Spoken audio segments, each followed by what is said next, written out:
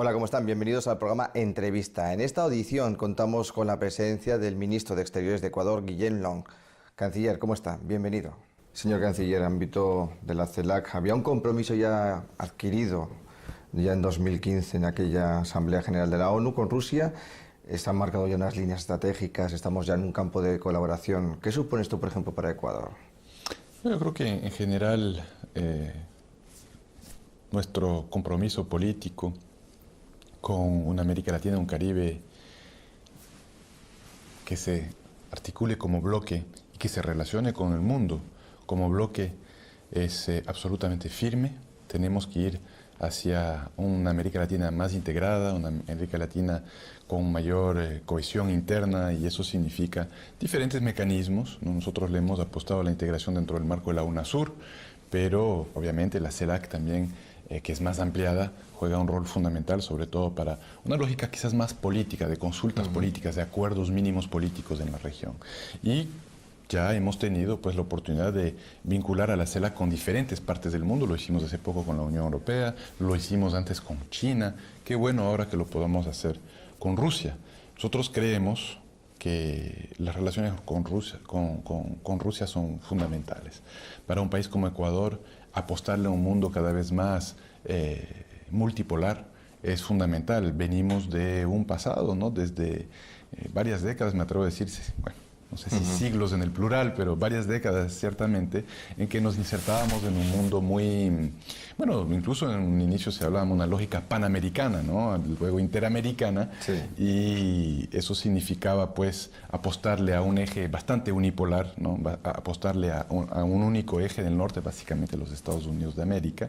Qué bueno que en el siglo XXI, América Latina, Ecuador en este caso, esté buscando diversificar sus relaciones internacionales, diversificar su comercio, diversificar los socios estratégicos con los que interactuamos. En este caso, Rusia es fundamental.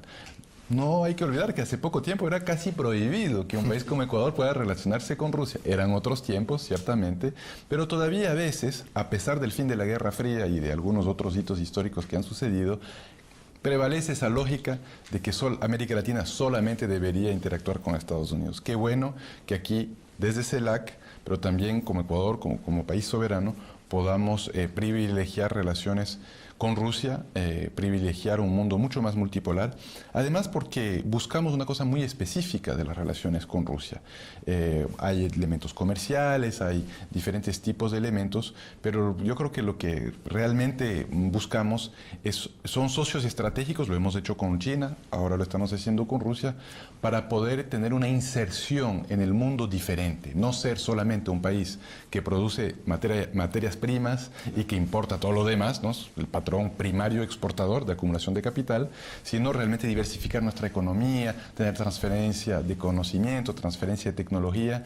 Lo que acabamos de acordar con autoridades rusas, ¿no? La inversión para un laboratorio, para una fábrica de producción de vacunas y un laboratorio de investigación en el tema inmunobiológico.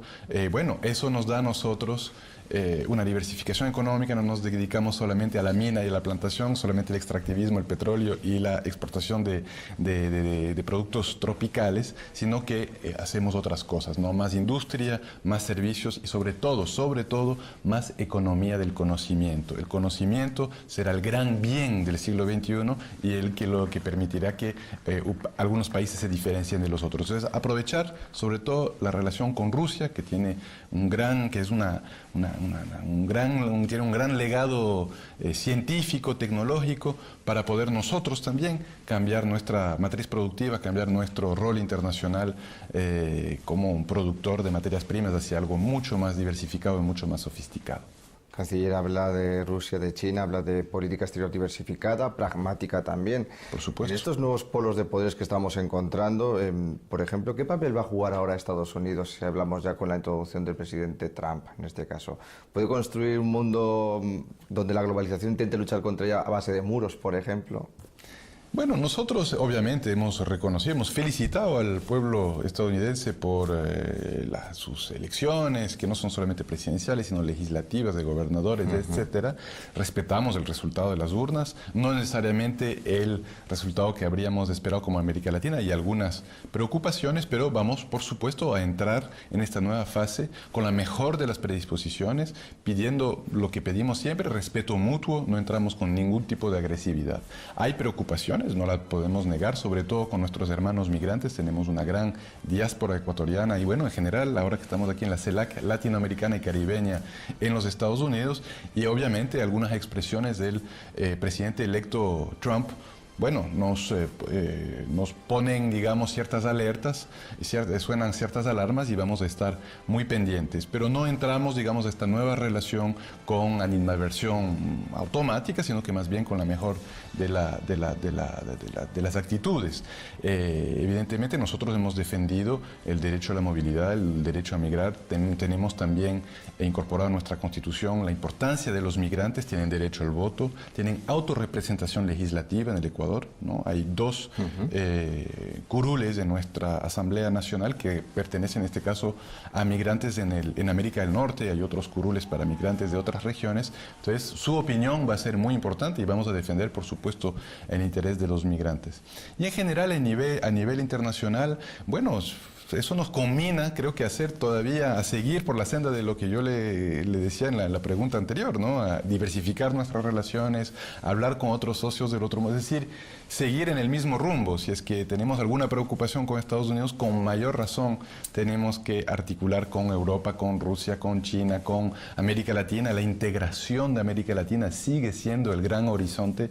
Para mí no va a haber soberanía sin esa integración, no va a haber economía que supere este patrón primario exportador de la materia prima, si es que no nos integramos entre nosotros, si es que no tenemos economías mucho más sofisticadas que pueden comerciar servicios, productos industrializados de alto valor agregado, etcétera, etcétera. Entonces, más bien creo que la elección de Trump, en vez de cambiar las cosas, reafirma que el horizonte es el mismo, un mundo más multipolar, más democrático, y bueno, la integración de América Latina, que creo que debe ser la prioridad número uno de cualquier país latinoamericano en cuanto a política exterior. En ese caso, incluso el propio presidente Correa, tomándoselo un poco con humor, decía que la elección de Trump iba a venir bien a América Latina para estar más unidos, obviamente, en esa integración. Yo creo que sí, esa es una de las posibilidades, ¿no? Que América Latina, bueno, piense que otra vez está complicada, bueno, siempre ha sido medio complicada la relación con Estados Unidos, bueno, de pronto se confirma ese patrón, entonces otra vez buscamos integrarnos con mayor voluntad política. Pero de todas formas, habrá que ver qué mismo busca el señor Trump en su relación con América Latina. Siempre encontrarán países soberanos dispuestos a discutir, razonables, dispuestos a llegar a los mejores acuerdos, eso sí, siempre con respeto mutuo, es lo que siempre hemos exigido a los Estados Unidos. Hay una cuestión que es más técnica que política en este aspecto, es, por ejemplo, el llamado paraísos fiscales que están... hay una política incluso de Barack Obama que estaba luchando en contra de Estados Unidos para ese dinero oculto, para rescatarlo. Hay un miedo, ahora a partir de según los expertos también, de que la gestión, en este caso de Donald Trump, cambie otra vez esa cuestión y ponga a Estados Unidos en un paraíso fiscal para recuperar su propio dinero. Ecuador es uno de los países que en diferentes ocasiones ha mostrado su temor, incluso ha luchado contra eso. ¿Qué va a pasar a partir de ahora? ¿Qué puede pasar? Bueno, para nosotros el tema de los paraísos fiscales es un tema de máxima prioridad dentro de nuestra agenda doméstica, nuestra agenda internacional. Vamos de hecho a tener un plebiscito, un referéndum el año entrante, en febrero, para prohibir que los funcionarios públicos, servidores públicos, también aquellos de elección popular, es decir, todos los servidores públicos, tengan haberes, capitales, bienes en paraísos fiscales. Entonces, generalmente cuando uno tiene un referéndum es porque el tema es de primera importancia para un país y ciertamente es el caso en el Ecuador. Nosotros sospechamos que montos equivalentes al 30% de nuestro PIB, el 30% de nuestra economía, están literalmente escondidos, porque esa es la palabra, en paraísos fiscales, ¿no? Un capital sin rostro, sin nombre. Para mí, mí y para nosotros una de las grandes vergüenzas del siglo XXI y una de las contradicciones, uno de los mejores ejemplos de los dobles raseros que existen en el capitalismo contemporáneo, ¿no? Realmente es un rezago de lo que no debería suceder. Si el capitalismo se basa en un mínimo contrato social, esto representa el anticontrato social, ¿no? La evasión tributaria, incluso el crimen organizado. Ahora, afortunadamente, algunos países están dando cuenta, algunos que incluso en algunos momentos llegaron, no sé si a defender, pero a ser bastante suave con el tema de los paraísos fiscales, se están dando cuenta que allí también está el dinero del terrorismo, el dinero del crimen organizado. Entonces, para nosotros es un tema de justicia global elemental, es un tema de desarrollo. Necesitamos esos recursos de forma urgente para crecer, para redistribuir, para reducir pobreza, para tener infraestructura, para tener servicios públicos, porque evidentemente estos impuestos que se evaden significan menos hospitales, menos escuelas, etcétera, etcétera. Y para América Latina, yo creo que para el sur global es un tema de primera importancia. Ahora, los paraísos fiscales los hay en todas partes del mundo. A veces vemos los europeos viendo al Caribe, etcétera, pero en Europa también hay mucho paraísos fiscales. Y por parte de países de renta alta, no de renta media o baja, ¿no? Y entonces ahí hay que creo que hacer un mea culpa en todas partes del mundo, incluyendo Estados Unidos, que algunos dirían, no sé si es exactamente cierto porque es un concepto del siglo XVIII, del siglo XIX, pero algunos dirían que es uno de los grandes inventores de los paraísos fiscales, ¿no? El derecho de Delaware, sí, que fue incluso reproducido, literalmente copiar y pegar en algunas circunscripciones, en algunos países, incluyendo en algunos lugares hasta no autónomos, reconocido por las Naciones Unidas como territorios no autónomos, es decir, colonias, en diferentes partes del mundo. Entonces, los paraísos fiscales hay que pensar de forma mucho más conceptual sobre qué son, dónde están. No están solamente en ciertos lugares donde ha sido estigmatizado este tema, sino que están en muchas partes del mundo. Nosotros estamos luchando para acabar con este flagelo, que no haya más paraísos fiscales. Estamos incluso, llevamos esta propuesta a la Asamblea General de las Naciones Unidas en septiembre, proponiendo la creación de un cuerpo intergubernamental para mayor justicia fiscal, para poder luchar contra los paraísos, pero también contra ciertas prácticas fiscales que nosotros consideramos inaceptables. Y bueno, eso ha sido nuestro mensaje y lo seguirá siendo independientemente de quién esté, digamos, en la Casa Blanca o en diferentes instancias de poder de los países del mundo. Y yo debo decir que en general yo siento que hay un cambio de parecer. Hace un año, luego de Addis Abeba, que para nosotros no necesariamente fue un éxito, muchos países decían sí, mayor transparencia, pero no vayamos demasiado lejos.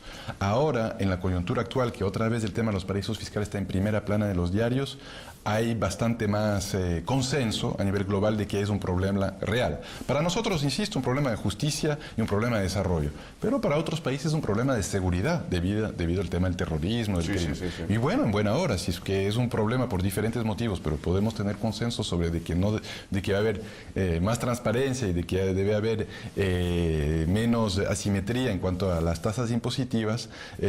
Bueno, y si eso nos puede significar cambiar el orden mundial, este injusto orden mundial que nos afecta tanto, pues enhorabuena, estamos caminando para crear esta alianza en contra de los paraísos fiscales. Canciller, estamos hablando de esta nueva dinámica, por ejemplo, digamos, de sentido mundial, ¿no? Vemos que hay unos ciertos cambios políticos que se están viendo de Estados Unidos desde el norte hasta el sur. Quizás incluso hasta el propio presidente Correa lo ha llamado el nuevo Plan Cóndor. ¿Es posiblemente que igual el discurso de izquierdas ya esté perdiendo quizás facultad? ¿Es hora de introducir políticas neoliberales para recuperar un poco más la demanda popular? Bueno, nosotros creemos que el neoliberalismo hizo muchísimo daño en general en el mundo, pero particularmente en lugares como en América Latina. Es muy diferente cuando aplicas políticas neoliberales en un lugar donde ya hay institucionalidad, ya hay Estado, ya hay un welfare state, un estado de bienestar, que aplicar políticas neoliberales en un lugar donde hay un Estado muy débil, institucionalidad muy frágil. Ahí sí acabas con el poco contrato social que existe y es lo que pasó en América Latina. Entonces, de ninguna manera nosotros le apostamos un regreso al neoliberalismo. Creemos que las primeras 2 décadas casi del siglo XXI en América Latina fueron muy importantes de reducción de pobreza, de desigualdad. No hay que olvidar que América Latina es el continente más desigual del planeta. para vergüenza de los latinoamericanos, somos el continente más desigual del planeta, y que cualquier respuesta, cualquier política pública, cualquier accionar desde un gobierno en América Latina tiene que evidentemente encarar la desigualdad. Para mí es la raíz, la fuente de muchos de los problemas estructurales en América Latina, incluyendo problemas de violencia urbana, etcétera, etcétera. Es decir, hay que encarar la desigualdad. Entonces nosotros no vamos a cambiar de parecer en ese asunto. Ahora, era apenas lógico, si estás abocado a grandes proyectos de transformación, pero con estricto apego a las reglas de juego de la democracia y de la democracia electoral, era apenas lógico que después de, en algunos casos, 10, 15, incluso más años, pudieras tener un cambio de signo político. Nosotros lo reconocemos cuando ha sido mediante las urnas y no a través de golpes de estados solapados o parlamentarios, pero cuando ha sido a través de elecciones transparentes, por supuesto nosotros reconocemos. Ahora, creo que hay un poco un mito que está circulando a veces en los medios de comunicación de que esto significa un fin de ciclo.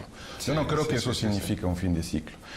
Yo vengo de la izquierda del 2, del 3%. Cuando nos iba bien llegábamos al 3%. Hoy en día la izquierda latinoamericana, o incluso los movimientos progresistas, nacionalistas que reivindican soberanía, que reivindican un lugar diferente para América Latina en el mundo, incluso cuando pierden en las urnas, son la primera fuerza de oposición, pierden con el 49%, tienen cuadros probados que acaban de ser ministros, que tienen 35, 40, 45 años, jóvenes, eso significa que tienen futuro. Ha habido políticas públicas que han reducido pobreza, que han reducido desigualdad, que han manejado la economía con crecimiento, todo lo que se decía que la izquierda no podía hacer. Entonces, más bien yo creo que hay aquí un capital político ahí muy importante, y que eso puede significar que dentro de un plazo corto pudiéramos ver el regreso de lo que es ahora oposición al gobierno. Es decir, hay una lucha por la hegemonía, incluso entre algunos partidos de derecha más tradicionales, neoliberales, y una izquierda quizás que defiende otros preceptos que no se resuelve, y eso le da riqueza, textura a la democracia.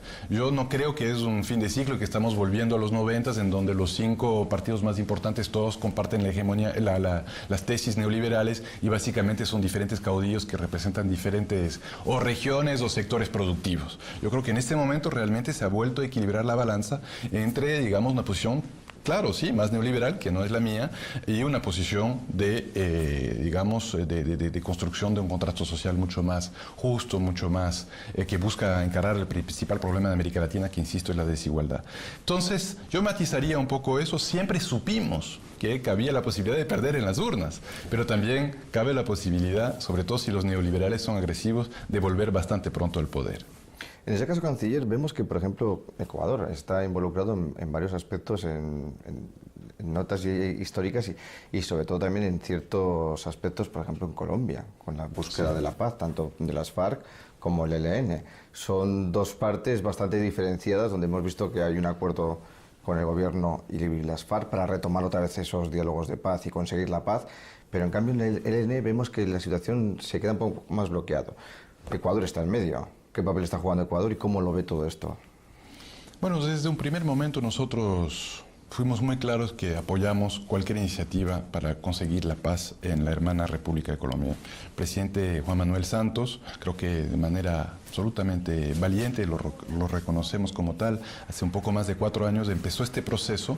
El presidente Correa desde el primer día le dio todo su apoyo, le dijo: nosotros apoyamos eso, primero por la paz como un bien supremo en sí mismo, además la paz para nuestros hermanos colombianos, pero también afecta muchísimo, la guerra ha afectado muchísimo a la región, entonces esa paz es una paz para Colombia, para sus vecinos, para América Latina. De hecho, el conflicto en Colombia es el último conflicto armado en nuestro hemisferio, en el hemisferio occidental. Entonces, realmente, como además nos hemos declarado zona de paz, debemos conseguir pues la paz en Colombia. Ahora, claro, la paz no se consigue de la noche a la mañana, ¿no? Han sido 4 años de negociaciones, hemos visto ahora un revés importante con el plebiscito en Colombia. Afortunadamente vemos que realmente hay un despertar en Colombia y que se están dando cuenta de que esa es la oportunidad histórica para lograr la paz y que no pueden perderla.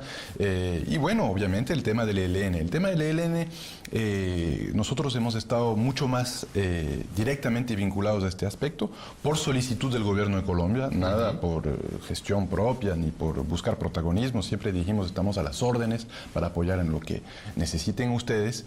Y durante 3 años tuvimos una fase secreta de alguna manera, pero la llamamos exploratoria, entre el gobierno de Colombia y el Ejército de Liberación Nacional, ELN, con 6 países que jugaron diferentes roles en diferentes momentos y que en este momento son los 6 países garantes: Ecuador, Venezuela, Cuba, Chile, Brasil y Noruega. Esos 6 países garantes están en este momento reunidos en Quito ya para dar inicio a la fase pública de las negociaciones, ¿no? La primera mesa de diálogo público entre el gobierno de Colombia y el ELN.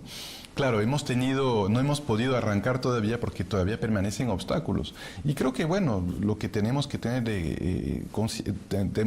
conciencia es que requiere de paciencia, requiere de mucha... La paz no se logra de la noche a la mañana, hay demandas que surgen y nosotros, nuestro rol como garantes es estar ahí de testigos, garantizar que los acuerdos a los que llegan las partes, porque son las partes que llegan a los acuerdos, ¿no? Si es que no hay voluntad de las partes, no puede haber acuerdos. Los garantes, nosotros como garantes y como anfitriones, debemos estar ahí presenciando el diálogo, presenciando los acuerdos, y cuando se llegan esos acuerdos, bueno, garantizar como testigos que somos que esos son los acuerdos a los que se ha llegado. Yo sigo siendo optimista, pero evidentemente depende de las partes para que podamos ya instalar la primera mesa de diálogo en Quito.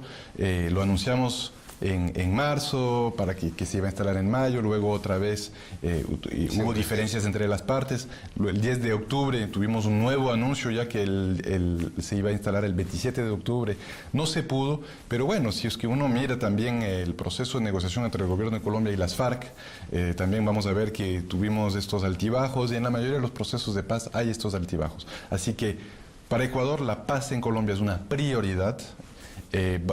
Tenemos todos los recursos al alcance de nuestros hermanos colombianos para que, incluyendo nuestro territorio, las facilidades que brindamos ahí para que las partes alcancen la paz, son las partes que alcanzan esa paz, y nosotros como garantes pues hacer todo lo que esté en nuestro alcance para que las partes puedan llegar a un acuerdo.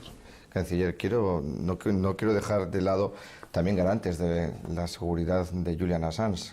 ¿Qué le puede esperar a partir de ahora con la nueva presidencia de Donald Trump? Y luego también hay una parte, cercana a las elecciones se dice, que incluso se ha criticado esa posición de que Ecuador incluso llegó a cortar la señal Wi-Fi de Internet, además, y como le daban como muestra de debilidad. No, la posición nuestra ha sido muy clara desde un primer momento. Le otorgamos el asilo después de un proceso de reflexión que tomó 2 meses al señor Assange, porque, como establecen todo el derecho internacional alrededor del tema del asilo, la Convención de Caracas del 54, de toda la institucionalidad del asilo que hemos respetado, consideramos de que había un riesgo de persecución política, ¿no? Y en base a ese riesgo, ese legítimo miedo de que exista el riesgo de persecución política, es que le otorgamos el asilo al señor Julian Assange. Pero siempre fuimos claros desde un inicio que no queríamos entorpecer la justicia sueca. Eso no era el tema ahí. Sí. Entonces le insistimos a Suecia desde un primer momento que vengan, que lo interroguen en nuestra embajada. Sabemos que es una práctica bastante común, se firma un convenio de asistencia mutua en temas jurídicos, y se puede hacer la entrevista. De hecho, Suecia, durante este tiempo de 4 años y más que ha estado el señor Assange en nuestra embajada, lo ha hecho en más de 40 oportunidades en el Reino Unido, ni siquiera en otros países, en el Reino Unido, donde estamos nosotros. Suecia ha hecho estos tipos de interrogatorios en más de 40 ocasiones.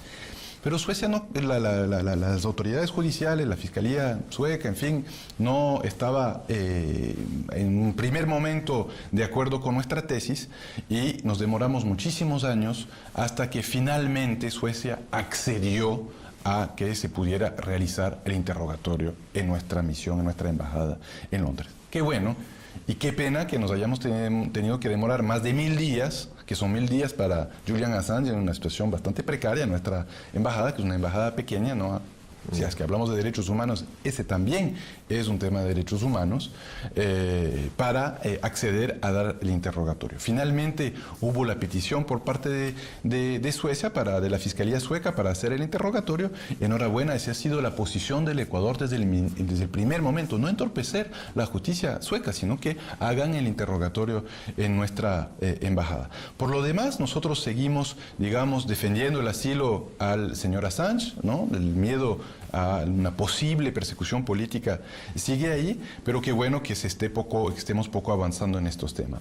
Y bueno, lo del Internet, digamos, este tema es un tema muy diferente al tema del asilo del señor Assange. El asilo es una cosa, la otra cosa son las actividades, las posibles actividades de Julian Assange desde territorio y jurisdicción soberana del Ecuador. Entonces eso no lo íbamos a permitir. Wikileaks puede tener sus actividades, de hecho Wikileaks tiene sede y actividades, creo que en Alemania es la sede, la matriz principal de Wikileaks.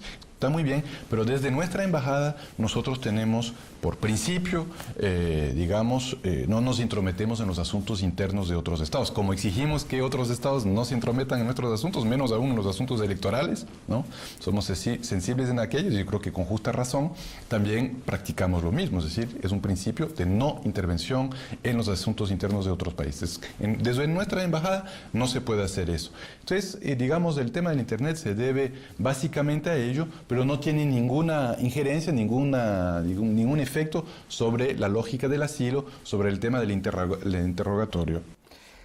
Le voy a hacer una pregunta rápida, una cuestión rápida, porque ya sé que nos vamos de tiempo. Las elecciones presidenciales del año que viene, por ejemplo, en este caso, Ecuador presentará en su caso a Lenín Moreno. ¿Alguna previsión? ¿Cree que tendrán el apoyo popular suficiente? ¿Seguirán estas políticas llevadas a cabo a partir del presidente Correa? Bueno, yo creo que han sido 10 años, o serán 10 años ya cuando tengamos el proceso electoral en febrero del año entrante, de transformación radical del Ecuador, ¿no? El Ecuador ha crecido mucho en términos económicos, se ha transformado radicalmente adentro, insisto, con fortalecimiento de la convivencia, del pacto social, en el ámbito legislativo, en el ámbito constitucional. Es un país que ha demostrado mucho mayor soberanía, que ha sido un actor, yo diría, clave y de peso a nivel internacional, a pesar de su pequeño tamaño. Sí. Ha sido un actor que se ha pronunciado sobre muchas cosas, que ha recuperado incluso su dignidad, ha recuperado su fe, su esperanza, su optimismo.